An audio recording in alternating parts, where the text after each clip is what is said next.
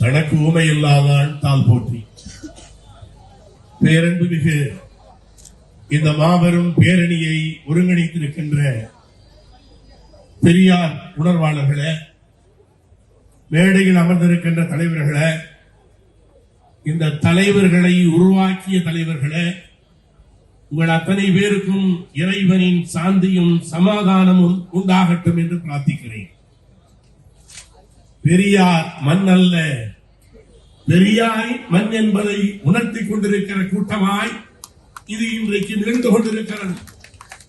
அன்பு தம்பிகளே, இந்த மண்ணிலிருந்துதான் சியோனிசவாதிகளுக்கு ஆயுதங்களை மோடி என்கிற அயோக்கியன் அனுப்பி கொண்டிருக்கிறான்.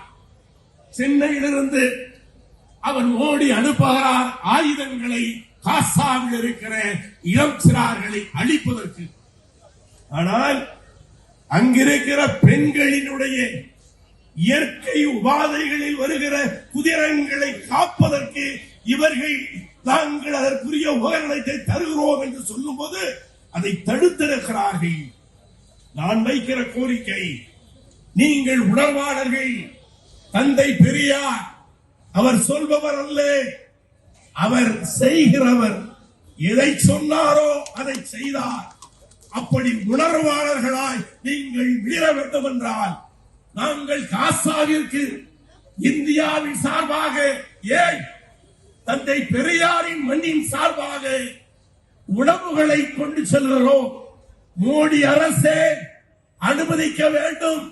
இல்லை என்றால் அதை நாங்கள் மக்கள் மத்தியிலே அதை எடுத்துச் சென்று அம்பலப்படுத்துவோம் என்பதை இந்த உணர்வாளர்கள் கூடிய விரைவில் கூடி அந்த உணவுகளை நாம் எப்படி எடுத்துச் செல்ல வேண்டும் என்பதை இன்றைக்கு அவர்களுக்காக நாம் இரத்த கண்ணீர் வடிப்பதல்ல, அவர்களுக்கு ஒரு பிடி சோறு கொடுக்க வேண்டிய கடமையில் இருக்கிறோம்.